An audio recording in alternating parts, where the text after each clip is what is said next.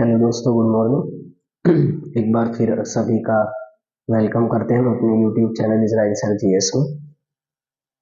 उम्मीद करते हैं आपने प्रीवियस क्लासों को अटेम्प्ट कर लिया होगा, नहीं करा तो कृपया करके प्रीवियस क्लासों को सब लोग अटेम्प्ट कर लें, क्योंकि उन क्लासों की महत्ता शायद आने वाले एग्जामों की दृष्टि से बेहद महत्वपूर्ण है। तो कृपया करके उन क्लासेस को जो भी हमने इस चैनल पर प्रीवियस वे में पढ़ी है आप अच्छे तरीके से अटेम्प्ट करके उन्हें, है ना।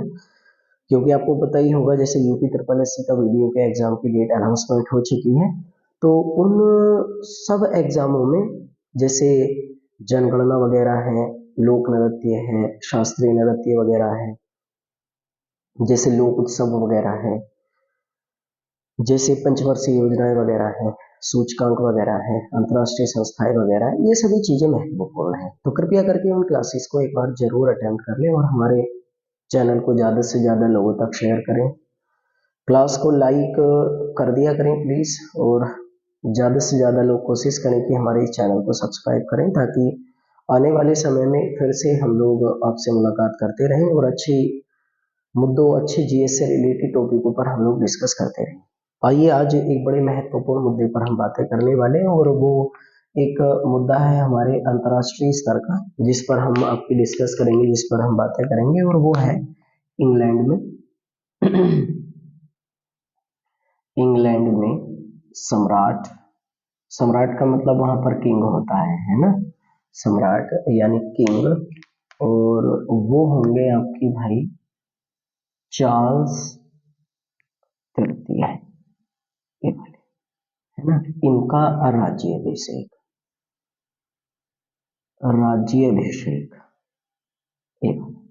इस मुद्दे पर आज हम बातें करने वाले हैं। आपको सबको पता होगा, इंग्लैंड जो देश है उसी के रहने वाले लोगों ने हम लोगों पर राज करा, हमें गुलाम बनाकर रखा। लगभग 300 वर्षों तक हमारे देश पर राज करने वाले जो लोग रहे वो इंग्लैंड के ही थे आपके, है ना। अब मैं इस मुद्दे पर आपकी डिस्कस कर लेती, एक बड़ा प्यारा मुद्दा है। मुझे तो ऐसा लगता है जिन भी मुद्दों पर हम लोग डिस्कस करें वो महत्वपूर्ण ही है, और कृपया करके आप उन मुद्दों को सीरियसली लें और अच्छी तरीके से उन मुद्दों पर आप तैयारी करें और कोशिश करें कि उनको आप पेट डाउन कर लें और सब मुद्दों को आप लिख लिया करें आपकी, है ना। तो चलो शुरू कर लेते हैं आपकी, है ना। देखो आपकी हमारी, मैं एक एक पॉइंट यहाँ पर लिखता रहूंगा, आप सब लोग एक एक पॉइंट को यहाँ पेट डाउन करते रहे, और सभी लोग आपके हमारी इन मुद्दों को आप सब लोग एक बार लिख लिया करें कृपया करके आपकी, है ना। देखिए ये होगा इंग्लैंड जो देश है इंग्लैंड, जिसे अमूमन हम ब्रिटेन के नाम से भी जानते हैं। इस देश को ग्रेट ब्रिटेन भी कहा जाता है, ग्रेट ब्रिटेन। इस देश को यूनाइटेड किंगडम भी कहते हैं, यूनाइटेड किंगडम, है ना। इस देश को शॉर्ट फॉर्म में यूके भी कहा जाता है। एक ही नाम है सारे देशों के, यानी कि यूके भी इसे बोला जाता है, यूनाइटेड किंगडम, ग्रेट ब्रिटेन भी इसे कहते हैं, ब्रिटेन भी, और इंग्लैंड भी इसे। इसकी कैपिटल सबको पता होगी, इसकी राजधानी है आपकी लंदन, और ये लंदन जो इसकी राजधानी है वो टेम्स नदी के तट पर बसा हुआ है, टेम्स नदी के तट पर बसा हुआ है। इस टेम्स नदी को इंग्लैंड की गंगा कहा जाता है, इंग्लैंड की गंगा इस नाम से भी इसको जाना जाता है। यहाँ जो करेंसी चलती है, मुद्रा चलती है, उस मुद्रा का नाम है आपकी पाउंड स्टर्लिंग। पाउंड स्टर्लिंग यहाँ पर चलने वाली आपकी करेंसी है, पाउंड स्टर्लिंग, है ना। ब्रिटेन के अगर हम इस समय वहाँ के प्रधानमंत्री यानी कि प्राइम मिनिस्टर की बात करें, तो प्रधानमंत्री जो है इस समय वहाँ के, वो है आपकी ऋषि सुनक, ये वाली, है ना, ऋषि सुनक। ये उस समय इस समय वहाँ के प्रधानमंत्री हैं, और ये भारतीय मूल के ब्रिटिश नागरिक हैं, भारतीय मूल के ब्रिटिश नागरिक हैं। और सबको पता होगा कि भारतीय मूल के पहले ही आपके ब्रिटिश नागरिक हैं ऋषि सुनक, जो इंग्लैंड के प्राइम मिनिस्टर बने हैं, है ना। इनकी ये सबसे कम उम्र में इंग्लैंड के इतिहास में, है ना, सबसे कम उम्र में इंग्लैंड के इतिहास में वहां के प्रधानमंत्री बनने वाले व्यक्ति, इंग्लैंड के इतिहास में सबसे कम उम्र में वहां के प्राइम मिनिस्टर बनने वाले व्यक्ति हैं। इनकी उम्र जिस समय ये प्रधानमंत्री बने थे 42 ईयर्स, 42 वर्ष इनकी एज थी। इन्होंने जो स्थान लिया इनसे पहले जो प्रधानमंत्री थी वो रही है लिज ट्रस। लिज ट्रस इनसे पहले आपकी भारतीय प्रधानमंत्री हैं। ये थोड़ा सा इंग्लैंड का इतिहास है। अब इंग्लैंड में परंपरा क्या रही है, हम लोग क्या पढ़ने वाले उसे एक बार आप देख लें। ये पढ़ लिया करें भैया, लिख लिया करें, मेहनत से हम आपके लिए ये क्लासेस आपको लेकर आते हैं, तो कृपया करके कोशिश कर लिया करें कि इन क्लासेस को आप लोग अटेंड करें। ठीक है ना, आगे बढ़ते हैं थोड़ा सा। अगर हम इंग्लैंड के इतिहास में बात करें तो देखो इंग्लैंड एक ऐसा देश है, देखो पहले तो इस बात को आप समझ लो कि इंग्लैंड एक ऐसा देश है जहां पर एक हमेशा से हमेशा से एक या तो वहां पर एक सम्राट होता और या वहां पर एक महाराजा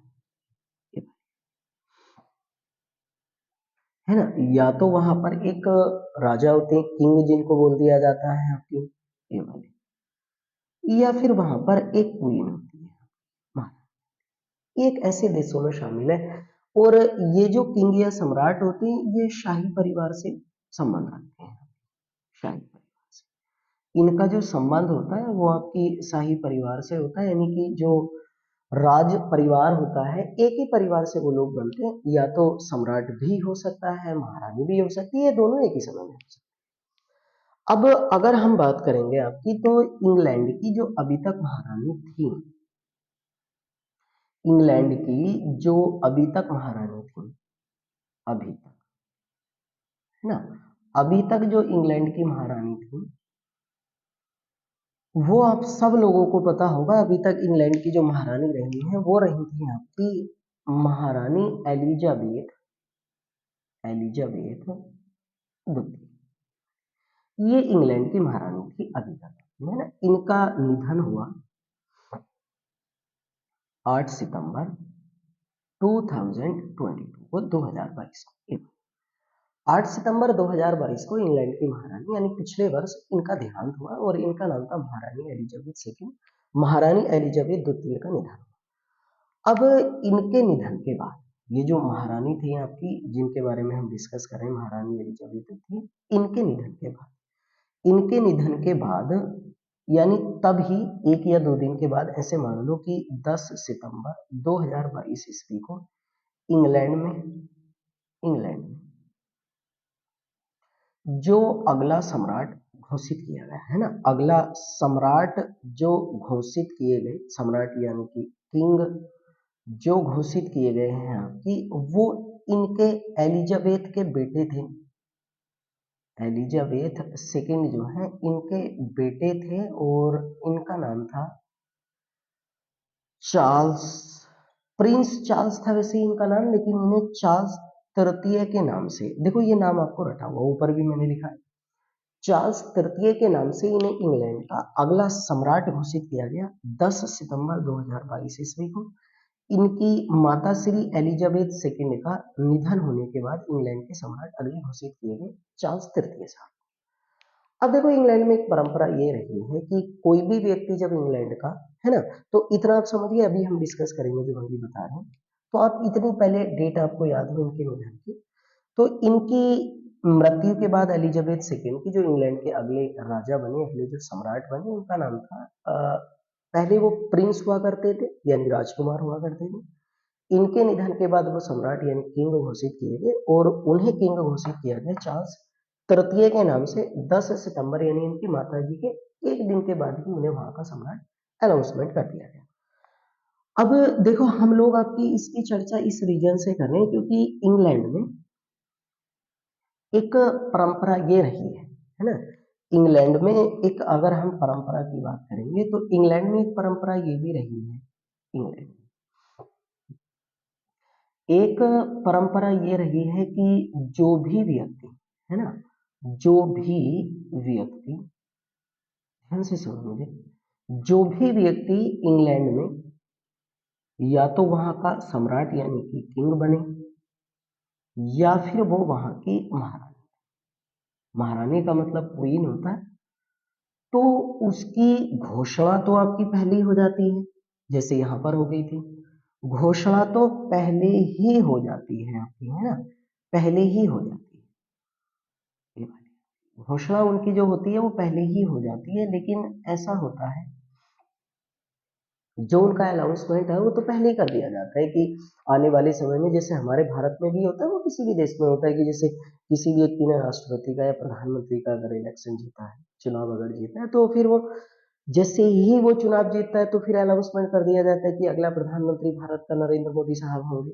लेकिन उनका फिर शपथ जो होता है ना, उन्हें जो शपथ दिलाई जाती है वो फिर कोई ना कोई एक दिन फिक्स होता है, उस दिन आपकी फिक्स करने के बाद उनको वहां की शपथ दिला दी जाती है as a prime minister, as a प्रधानमंत्री उन्हें वहां की शपथ दिला दी जाती है। ऐसे ही करके इनकी घोषणा तो पहले ही कर दी जाती है, लेकिन ये वाला जो व्यक्ति होता है तो सम्राट या फिर वहां वहां की महारानी, इनका किसी भी दिन किसी भी दिन किसी भी दिन इन लोगों का आपके हमारे एक राज्य अभिषेक किया जाता है। राज्य अभिषेक का मतलब आप ऐसे समझ लें कि राज तिलक किया जाता है। राज तिलक का मतलब ऐसे समझ लें आप लोग कि नहीं, इंग्लैंड के सम्राट या फिर इंग्लैंड की महारानी के रूप में इन्हें वहां की शपथ दिलाई जाती है, शपथ दिलाई। मैं एक बात यहाँ पर आपकी क्लियर कर देता हूँ कि ये जो शपथ आपकी हमारी होती है ये कोई कंपलसरी यानी कि जरूरी नहीं होता। ये ऐसा नहीं है कि जरूरी हो हर एक आपकी जो भी महारानी महाराजा बनेगा उसको शपथ दिलाई जाएगी, ये कोई जरूरी नहीं होता। बस एक तरीके से ये जो आपकी शपथ होती है ये एक परंपरा है, एक परंपरा है। अब उस परंपरा को वहां की सरकार या वहां के जो राजशाही परिवार होता है वो कंप्लीट करे या ना करे, ये उनकी इच्छा पर डिपेंड करता है। बस एक परंपरा है। ऐसे बहुत सारे सम्राट हुए इंग्लैंड के इतिहास में जो बिना ही शपथ के वहां के राजा या वहां की महारानी रही हैं। लेकिन ये एक बस परंपरा है कि ठीक है, अगर जरूरी समझा जाता है तो कर लेते हैं, जरूरी नहीं समझा जाता तो नहीं होता वहां का। अब अगर हम वहां के इतिहास में अगर हम बातें करेंगे, है ना, आ रहा होगा सब लोगों की समझ में, कृपया कमेंट किया करें आप सब लोग, है ना। जो भी टॉपिक से रिलेटेड आपको कोई दिक्कत है और आप पढ़ना चाहते हैं और कोई चीज आपको समझ नहीं आ रही है तो कमेंट करके मुझे वहां पर टाइप बॉक्स में बता सकते हैं आप लोग, है ना। अब इंग्लैंड में इंग्लैंड में देखो ध्यान से अब लिखना आपकी, है ना, इंग्लैंड में ये जो थी आपकी महारानी एलिजाबेथ सेकेंड, एलिजाबेथ सेकेंड ये वहां की महारानी बनी। देखो अब मैं आपको यहाँ क्लियर कर देता हूँ, महारानी बनी तो ये महारानी बनी थी 6 फरवरी 1952 ईस्वी को, 6 फरवरी 1952। लेकिन इनका जो राज्य अभिषेक है, इनका जो राज्य अभिषेक है वो हुआ, और वो हुआ था आपकी 2 जून 1953 ईस्वी। तो देखो एक साल पहले महारानी बन गई, अपने पिताजी के देहांत के बाद, उनके पिताजी आपके एक राजा हुआ करते थे, उनका देहांत हुआ, अपने पिताजी के देहांत के बाद वो वहां की महारानी घोषित कर दी गई कि इंग्लैंड की अगली महारानी आपकी महारानी एलिजाबेथ सेकेंड होंगी। वो आपकी घटना 6 फरवरी 1952 की है। लेकिन उसके बाद जो वो उनका शपथ हुआ, राज्याभिषेक हुआ, वो राज्याभिषेक कब हुआ था आपकी, वो 2 जून 1953, 2 जून 1953। ऐसे ही करके ये जो आपकी महारानी आपकी बनी एलिजाबेथ सेकेंड, तो ये लगभग, आपको नहीं लग रहा कि लगभग लगभग 70 साल, लगभग 70 साल ये इंग्लैंड की महारानी बनी। और इनका जो निधन हुआ, इनका निधन जो हुआ, तो इनके निधन के बाद, है ना, इनके निधन के बाद अगले जो इंग्लैंड के सम्राट घोषित किए, अगले जो इंग्लैंड के सम्राट घोषित किए गए वो इनके बेटे थे, और उनका नाम मैंने अभी पिछली स्लाइड पर बताया आपकी प्रिंस चार्ल्स था। प्रिंस चार्ल्स को चार्ल्स तृतीय के नाम से इंग्लैंड का सम्राट बनाया गया। तो ये घटना तो अभी जैसे मैं बात कर रहा था आपकी सितंबर 2022 की है। लेकिन अब ये जो आपकी चार्ल्स तृतीय है ना, चार्ल्स तृतीय का जो राज्य अभिषेक है, राज्य अभिषेक है, तो चार्ल्स तृतीय का राज्याभिषेक अब हो रहा है, और इसकी डेट आपको याद रहे तो अच्छी बात है, 6 मई 2023 ईस्वी को ये। तो ये राजा तो घोषित अपनी माता जी की मृत्यु के बाद ही घोषित कर दिए गए, लेकिन इनका जो राज्याभिषेक हो रहा है वो 6 मई 2023 ईस्वी को, यानी कि आज की डेट जो है हम लोग आपकी हमारी पढ़ने वाले हैं, उस डेट में इनका राज्याभिषेक किया जाए। क्लियर हो गई आपको सब चीजें। अब मैं उन पॉइंटों पर आ जाता हूँ जो पॉइंट आपके एग्जाम की दृष्टि से महत्वपूर्ण है। ये वाले पॉइंट आप पेट डाउन कर लें, जितनी भी डेटे मैंने यहाँ लिखी है, शायद आपको इनमें से कुछ ना कुछ क्वेश्चन कंपलसरी वे में आपके एग्जाम में जरूर मिल जाएगा। ठीक है भैया, है ना। अब इसका मतलब ये हुआ कि जो चार्ल्स तृतीय है वो इंग्लैंड के अगले सम्राट होंगे। अब ये जो चार्ल्स तृतीय है, अब आप भाई लिखा करें हर चीज। चार्ल्स तृतीय जो है ये इंग्लैंड के, मैं बता चुका हूं, इंग्लैंड बोलूं या ब्रिटेन वो एक ही बात है, ये 40वें नंबर के सम्राट होंगे। ये आपको याद, 40वें नंबर के, है ना। इनका जो शपथ हो रहा है, शपथ हो रहा है उसमें उसमें 100 से अधिक देशों के, 100 से अधिक देशों के, 2200 से अधिक, 2200 से अधिक शाही एवं शाही परिवार एवं राष्ट्र अध्यक्षों को आमंत्रित किया गया है, आमंत्रित किया गया है। समझ में आई, है ना। यानी कि शाही परिवार का मतलब मैं एक बार नाम पढ़ देता हूं। जैसे जापान में भी राजा होता है, तो जापान में जो शाही परिवार है उसको इस शपथ में आमंत्रित किया गया। जैसे भूटान में भी आपकी हमारी एक व्यक्ति किंग होता है, राजा होता है, वहां के भी शाही परिवार को इसमें आमंत्रित किया गया, आप लिख लें। जैसे थाईलैंड होता है, थाईलैंड में भी राजशाही परिवार की ही अब परंपरा चलती आ रही है, तो उसके राज परिवार को भी इस शपथ समारोह में आमंत्रित किया गया। और ऐसे ही बहुत सारे देशों के राष्ट्राध्यक्षों को इस समारोह में आमंत्रित किया गया। जैसे करके राष्ट्राध्यक्षों का मतलब प्रधानमंत्री गए हैं या तो उस सम्मेलन में भाग लेने के लिए शपथ में, या राष्ट्रपति या उपराष्ट्रपति को इस शपथ समारोह में भेजा गया। समझ में आया, है ना। इस शपथ समारोह में, इस शपथ समारोह में भारत का प्रतिनिधित्व, ये आपके लिए बड़ा खास है। भारत का प्रतिनिधित्व भारत के उपराष्ट्रपति, भारत के उपराष्ट्रपति, आपको पता ही होगा, आपके हमारे भारत के उपराष्ट्रपति जगदीश धनखड़ द्वारा, है ना, जगदीश धनखड़ के द्वारा ये करेंगे भाई। और इनकी पत्नी जो है ना, इनकी पत्नी सुदेश धनखड़, ये दोनों वहां भारत का प्रतिनिधित्व करेंगे। इनका नाम आप रखिए ना, यानी जगदीश धनखड़ की जो वाइफ है सुदेश धनखड़ है। तो भारत की तरफ से इस समारोह में भाग लेने के लिए किसे भारतीय सरकार द्वारा भेजा गया है, तब आंसर क्या आएगा, भारत के उपराष्ट्रपति हैं और भारत के जो वाइस प्रेसिडेंट हैं आपकी जगदीश धनखड़ जी, इन्हें और इनकी पत्नी सुदेश धनखड़ इस समारोह में भाग लेने के लिए जाएंगे। 100 से ज्यादा देशों के, है ना।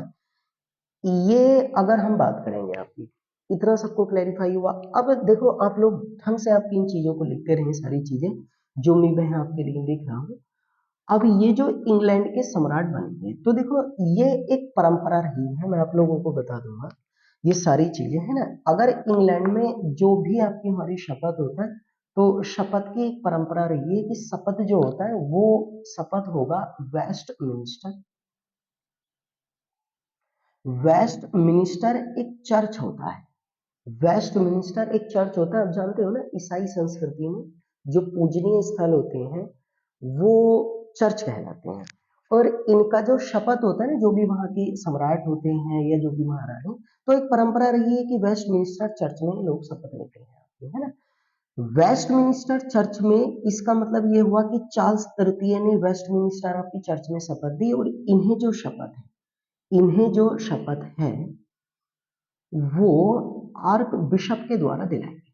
आर्क बिशप, आर्क बिशप उसे कहते हैं जो इस चर्च का आपकी सबसे मुखिया होगा।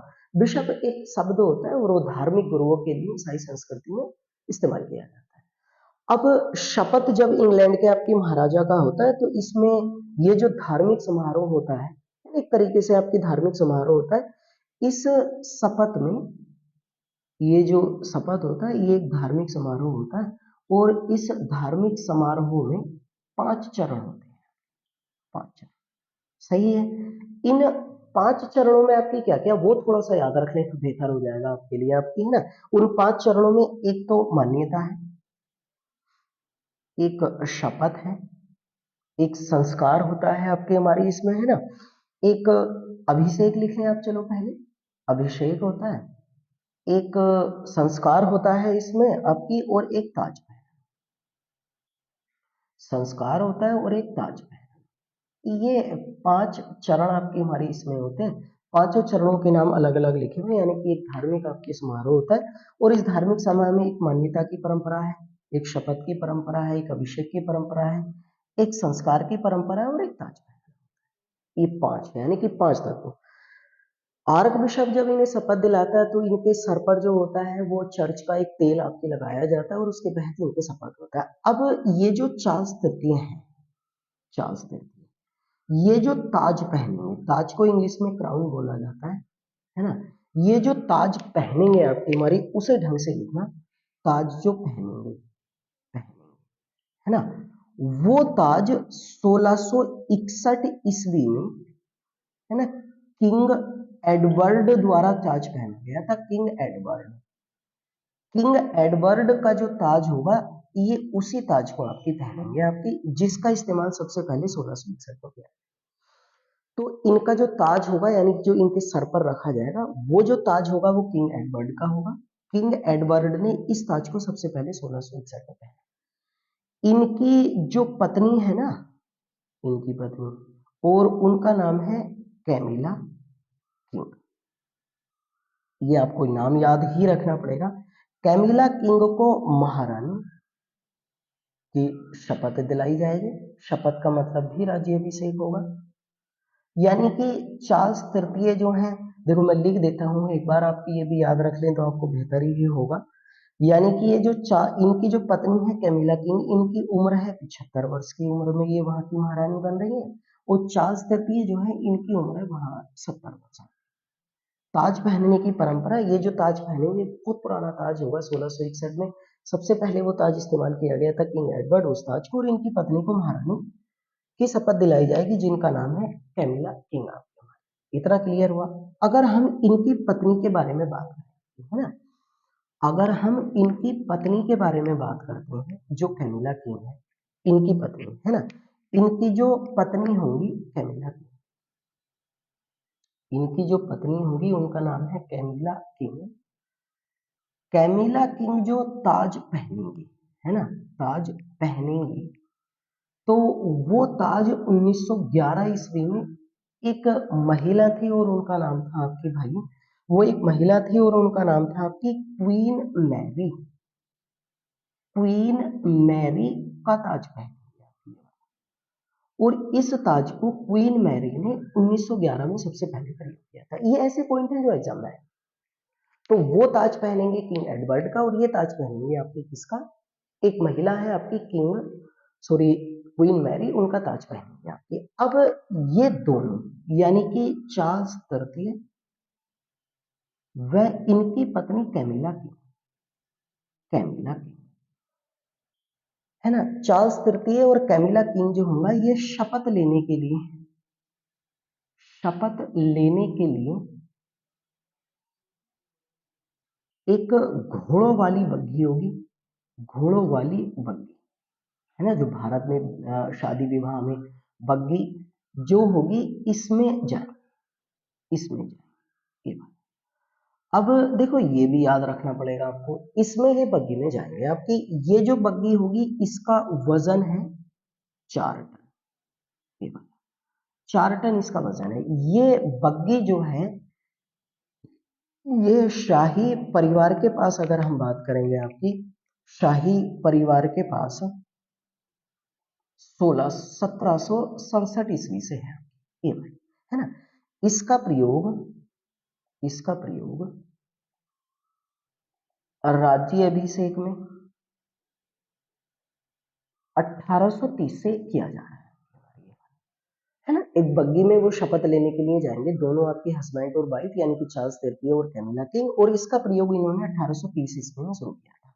ये जो जाएंगे, ध्यान से रखना, ये जो जाएंगे आपकी हमारी, तो उसका डायमंड करके आपकी हमारी एक आपकी भाई कक्ष होगा, उसमें ये शपथ लेने के लिए आपकी हमारी जाएंगे, और वापस जो आएंगे आपकी हमारी, वो दूसरा आपकी हमारी कुछ होगा, है ना। डायमंड जुबली,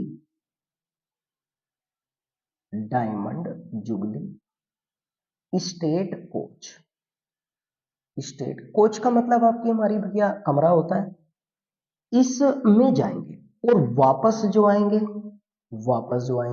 वो आएंगे आपकी हमारी गोल्डन स्टेट कोच में बैठकर। स्टेट कोच यानी कि देखो मैं अब समझा देता हूँ आप लोगों को, यानी कि इस बग्गी में दो कमरे हैं ऐसे करके मान लो बने हुए। उन दो कमरों में यदि हम बात करेंगे तो उन दो कमरों में यदि हम बात करेंगे तो एक जो कमरा है यानी कि जिसमें ये शपथ लेने के लिए जाएंगे उस कमरे का नाम है आपके डायमंड जुबली स्टेट कोच। दूसरा जो कमरा है उसका नाम है जिसमें वापस आएंगे शपथ लेकर गोल्डन स्टेट कोच। ये एसी लगी हुई बग्गी है, इलेक्ट्रिक से यानी कि बिजली से इसके जो आपके दरवाजे हैं खिड़कियां वो आपकी मूव करते हैं चलते हैं। तो पावर कह सकते हैं जिससे गाड़ियों में आपकी पावर आती है, हमारी विंडो या आपके हमारे दरवाजे होते हैं ऐसे करके ये पावर आपकी आती है। इस वाले कमरे में बैठकर जाएंगे, इस वाले कमरे में वापस आएंगे। सही है। अब अगर हम बात करेंगे आपकी हमारी ये वाला हो गया ना सबका, है ना। अगर हम बात करेंगे आपकी इनका तो शपथ लेने के बाद देखो ध्यान से आपके ना, शपथ लेने के बाद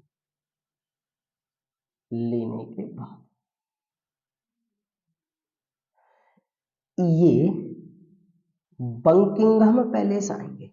बंकिंघम पैलेस, अब ये नाम आपको याद ही रखना पड़ेगा। बंकिंघम पैलेस सम्राट या महारानी का निवास स्थल है भाई, ये निवास स्थल ये आपको याद रखना पड़ेगा। बंकिंघम पैलेस जो है ये निवास स्थल है और ये आपकी हमारी भाई लंदन में है। एक निवास स्थल और है इनका आपकी हमारी, और वो है आपकी हमारी भैया, देखो याद रखना आपकी बालमोरल। बालमोरल ये आयरलैंड में है, आयरलैंड में, ये इंग्लैंड में है। आयरलैंड यानी देश है डबलिन। तो बालमोरल गर्मियों में छुट्टी बिताने जो जाते हैं ना महारानी या वहाँ के आपकी जो सम्राट होते हैं वो बालमोरल पैलेस, ये भी आपकी हमारी बालमोरल पैलेस ही है ये वाला, है ना। तो शपथ लेंगे वेस्टमिंस्टर में, जाएंगे यहाँ, एक इनका निवास स्थल ये भी है ना। 2200 से अधिक देश आपकी हमारी इस सॉरी अधिक मेहमान इसमें भाग ले रहे हैं। 100 से ज्यादा देशों के आपकी भारत की तरफ से कौन भाग ले रहा है ये आपको मैं लिखवा चुका हूँ आपकी हमारी ये वाला, है ना। ताज कौन सा पहना जाएगा इस वाले, अगर हम भारत में बात करेंगे आपकी इस राज्याभिषेक में 1029 करोड़ रुपए का खर्चा हुआ है ना। अगर इसकी बात करेंगे 1029 करोड़ रुपए की, तो आप ऐसे मान लें इसे अगर हम पाउंड में कन्वर्ट करें तो 100 मिलियन पाउंड, 100 मिलियन पाउंड का जो है इसमें टोटल आपकी खर्चा आएगा। 100 मिलियन पाउंड का 40वें नंबर के सम्राट बने। इतना क्लियर हुआ। अगर हम भारत में सॉरी इंग्लैंड में अगर हम बात करें, इतना हुआ ना सबका, है ना। अगर हम इंग्लैंड में बात करें, है ना, अगर हम इंग्लैंड में बात करें तो इंग्लैंड में सबसे पहले जो सम्राट बने, सबसे पहले सम्राट बने थे 1066 ईस्वी में, और वो थे आपकी, इनका नाम था, जो सम्राट सबसे पहले बने थे आपकी, इनका नाम था भैया, और वो थे आपकी विलियम प्रथम। विलियम प्रथम ये 1066 ईस्वी में सबसे पहले सम्राट बने, इनका राज्याभिषेक वहां पर हुआ। तो इसका मतलब ये कह सकते हैं कि राज्य अभिषेक की जो परंपरा है वो लगभग 1000 साल पुरानी, 1000 साल पुरानी है। ये जो राज्य अभिषेक की आपकी परंपरा है वो लगभग 1000 साल पुरानी है, यानी कि 1000 ईस्वी से लगाकर 1000 साल से लगाकर वहां पर लोगों का राज्य अभिषेक आपकी किया जाता है ना। मुझे याद आ गया विलियम प्रथम से, एक ध्यान रखना आपकी, ये जो चार्ल्स तृतीय है ना, चार्ल्स तृतीय है ना, जो वहां के राजा बन रहे हैं आपकी चार्ल्स तृतीय, इनके दो बेटे हैं, एक का नाम है आपकी विलियम और एक का नाम है हैरी। हैरी इनके साथ नहीं रहते, ये अमेरिका में रहते हैं, कुछ नाराजगी है इनसे, वो हम कभी बाद में डिस्कस कर लेंगे। लेकिन विलियम जो है ना, ये वाले आपकी विलियम, विलियम जो है अब ये प्रिंस ऑफ वेल्स घोषित किए गए हैं। प्रिंस ऑफ, वो विलियम प्रथम है, ये विलियम है, ये इनके बेटे हैं भाई, प्रिंस ऑफ वेल्स घोषित कर दिए गए हैं। यानी कि पहले प्रिंस, यानी कि किसी भी व्यक्ति को वहां का सम्राट जब बनता है, जब वो पहले प्रिंस ऑफ वेल्स बनता है तो प्रिंस ऑफ वेल्स है। है ना। वो इनके बेटे, इनके दो बेटे हैरी और विलियम, लेकिन हैरी से कुछ नाराजगी है, वो कभी हम बाद में डिस्कस करेंगे, यहाँ हम नहीं सोच रहे, इतना ध्यान रखना है ना। सबसे पहले वो करेंगे कि अब अगर हम इनके बारे में बात करें ना, इनके बारे में यदि हम लोग बात करेंगे तो ये दो चार्ल्स तृतीय होगा, जो चार्ल्स तृतीय है, और इनकी पत्नी जो कैमिला है, जब इनका राज्याभिषेक होगा तो राज्याभिषेक में जिस ये सिंहासन पर बैठे है ना, एक गद्दी होगी, वो सिंहासन 1937 में, देखो ध्यान से आपको याद रखना, 1937 ईस्वी में इनका नाम था भाई आपकी हमारी, और उनका नाम था जॉर्ज सस्टम, जॉर्ज सस्टम वे, इनकी पत्नी थी एलिजाबेथ प्रथम, इनके द्वारा प्रयोग किया गया था एलिजाबेथ प्रथम। तो ये जॉर्ज सस्टम और एलिजाबेथ प्रथम का जो सिंहासन 1937 में प्रयोग किया गया था, उसी सिंहासन पर राज्याभिषेक के बाद ये दोनों बैठे, ये भी आप याद रख लें तो बेहतर है। हो गई चीजें क्लैरिफाई।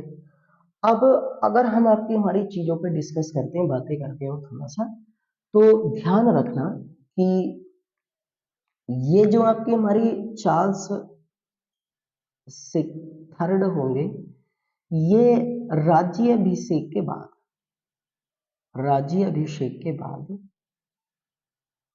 राष्ट्रमंडल समूह में, अब राष्ट्रमंडल समूह भी बता देंगे आपको, राष्ट्रमंडल समूह में 15 देशों के सम्राट घोषित कर दिए जाएंगे, 15 देशों के सम्राट घोषित कर दिए जाएंगे, यानी कि इंग्लैंड के तो सम्राट होंगे ही होंगे, और उसके साथ साथ आपकी हमारी जो अलग के 15 देश है ना, जैसे आपकी हमारी भाई न्यूजीलैंड है, जैसे करके आपकी हमारी भैया ऑस्ट्रेलिया है, जैसे करके भैया आपकी हमारी भाई कनाडा है, तो इन देशों, इन जैसे जैसे ये देश है, इन देशों से ही 15 देशों के सम्राट को घोषित कर दिए जाएंगे, चार्ल्स थर्ड घोषित कर दिए जाएंगे, वैसे है पहले से, लेकिन राज्याभिषेक के बाद और चीजें कंफर्म और क्लैरिफाई हो जाती हैं चीजें।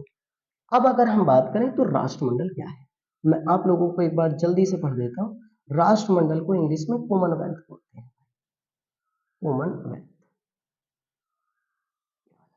इस समूह की स्थापना 1926 में हुई थी, इसका हेडक्वार्टर जो है वो लंदन में होता है, इसका जो अध्यक्ष होता है वो इंग्लैंड की महारानी या सम्राट होता है ना, इंग्लैंड की महारानी या सम्राट जो होता है वो इसका अध्यक्ष होता है, महारानी या सम्राट ये है ना, या इसका अध्यक्ष होता है। इसमें अगर हम सदस्य देश बात करें तो इसके सदस्य देश जो हैं वो इस समय वर्तमान में 56 है।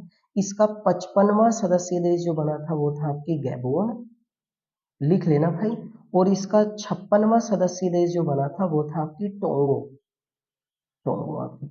गैबोन की राजधानी लिख लो, लिब्रेविले होता है, लिब्रेविले, इसकी गैबोन की राजधानी लिब्रेविले, और यहाँ मुद्रा जो चलती है वो चलती है फ्रैंक।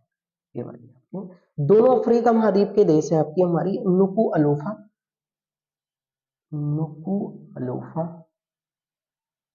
ये राजधानी है टोंगो की, और यहाँ मुद्रा जो चलती है वो है पांगा, लिख लें। तो राष्ट्रमंडल एक 56 देशों का समूह है जिसकी स्थापना 1926 में हुई, लंदन में हेडक्वार्टर है, इसके अध्यक्ष होंगे अब आपके वहां के इंग्लैंड के सम्राट यानी चार्ल्स तृतीय। 56 देशों में 55वां सदस्य देश आपकी 2022 में ये बना गैबोन, और 2022 में ही टोंगो, इसका ये आपकी हमारी। ये राष्ट्रमंडल समूह के बारे में अगर हम बात करेंगे ना, तो इस राष्ट्रमंडल समूह का जो 54वां सदस्य देश था ना वो बना था मालदीव, 55वां गैबोन है। मालदीव की राजधानी माले, मुद्रा रुपया चलती है, इसकी राजधानी लिब्रेविले, मुद्रा फ्रैंक, इसकी राजधानी नुकू अलोफा, मुद्रा पांगा चलती है ना। अब मैं एक बार आप लोगों को बता दूं तो इन 56 देशों में 15 देशों के आपके सम्राट कौन होंगे, चार्ल्स तृतीय होंगे, है ना। इतना चीजें हो गई। अब आप लिख लें, अगर आपको नहीं पता, आपके दिमाग में ये भी आता है कि भाई राष्ट्रमंडल या कॉमनवेल्थ समूह किसे कहा जाता है, तो आप लिख सकते हैं, है ना। देखो ये जो राष्ट्रमंडल हमने नाम लिखा है ना, राष्ट्रमंडल, ये ऐसे देशों का समूह है, ऐसे देशों का समूह है जिन पर इंग्लैंड द्वारा, इंग्लैंड द्वारा कभी ना कभी इंग्लैंड द्वारा कभी ना कभी, कभी न कभी, है ना, कभी न कभी इंग्लैंड द्वारा यहाँ पर सत्ता हासिल की गई है, यानी कि इन देशों को उसने गुलाम बनाकर रखा। ऐसे कह सकते हैं कि ये देश आपकी इंग्लैंड के उपनिवेशक रहे हैं पूर्व में। उपनिवेशक, ये इंग्लैंड के पूर्व में जो है वो उपनिवेशक रहे हैं। उपनिवेशक ऐसे देशों को कहा जाता है जैसे भारत पर इंग्लैंड के द्वारा राज किया गया, पाकिस्तान पर इंग्लैंड द्वारा राज किया गया, बांग्लादेश पर इंग्लैंड द्वारा राज किया गया। तो ऐसे देश जो कभी ना कभी पूर्व में, फिर आपके पास में, कभी ना कभी भूतकाल में वो इंग्लैंड के गुलाम रहे हैं। तो ऐसे देशों ने आपस में मिलकर एक समूह बना रखा है और उस वाले समूह को राष्ट्रमंडल समूह कहा जाता है। तो ये पूरे के पूरे राज्याभिषेक की आपकी जानकारी है। कुछ लोग इसका विरोध भी कर रहे हैं क्योंकि खर्चा बहुत ज्यादा इस बार राज्याभिषेक पर किया जा रहा है, भोज वगैरह रहेगा कहाँ कि हमारे ये वाला होगा। आप सब लोगों को पता होगा ना, जैसे बकिंगम पैलेस है वैसे इंग्लैंड के प्रधानमंत्री का जो निवास स्थल होता है उसका नाम होता है 10 डाउनिंग स्ट्रीट। ये इंग्लैंड के प्रधानमंत्री का निवास स्थल होता है, इंग्लैंड के प्रधानमंत्री का निवास स्थल होता है। ये पूरी शपथ ग्रहण समारोह की जानकारी है। कैसे कैसे आप पूरी जानकारी, पूरी क्लास को आप एक बार ढंग से आपको हमारी देख कर लीजिए। मैं आपसे कह रहा हूँ कि ऐसे ही मुद्दों पर हम लोग आपकी हमारी डिस्कस करते हैं जो बेहतर मुद्दे हों आपकी हमारी, और बेहतर तरीके से हम लोग इन्हें पढ़ सकें आपकी हमारी, है ना। अब ये चार्ल्स तृतीय जो वहां के आपकी सम्राट की इनकी शपथ हो जाएगी ना, तो चार्ल्स तृतीय आपकी इसके साथ साथ चर्च ऑफ इंग्लैंड घोषित कर दिए जाएंगे। चर्च ऑफ इंग्लैंड, इन्हें चर्च ऑफ इंग्लैंड के नाम से आपकी जाना जाएगा। बात खत्म हो गई आपकी। इनका शपथ कैसे होगा, कौन दिलाएगा, वो सब चीजें आपकी हमारी मैं बता चुका हूँ। पिछला राज्याभिषेक आपकी कब हुआ था, कैसे कैसे आपकी इनके द्वारा इस्तेमाल किया गया है। अच्छे से क्लास अटेम्प्ट करें, लोगों को शेयर करें, लाइक जरूर कर दिया करें क्लासेस को आपके सभी लोग प्लीज, और ज्यादा से ज्यादा लोग हमारे चैनल को सब्सक्राइब करें। उम्मीद करते हैं अच्छी आप पढ़ाई कर रहे होंगे, बेहतर होगा। और पढ़ाई करने का तरीका ही यही है कि वही पढ़ाई का रास्ता होता है जिससे वो आपको कामयाबी दिलाए। तो आने वाले समय में फिर आपसे मुलाकात होगी। सभी ग्रुप में अब हमारी इस क्लास को आप शेयर करें, सभी लोगों को शेयर कर दें। फिर आपसे आने वाले समय में मुलाकात होगी। तब तक उम्मीद करते हैं आप अच्छे से सारी क्लास को अटेम्प्ट कर लोगे, कर चुके होंगे, और जो भी लोग नए जुड़ रहे हैं कृपया करके वो चैनल को सब्सक्राइब कर लें, बेल आइकन को वो प्रेस कर लें ताकि जैसे ही हमारी क्लास अपलोड हो तुरंत नोटिफिकेशन आपके पास पहुंच जाए। लाइक जरूर कर दिया करें। फिर आपसे मुलाकात होगी, तब तक आपसे विदा चाहते हैं। Good bye.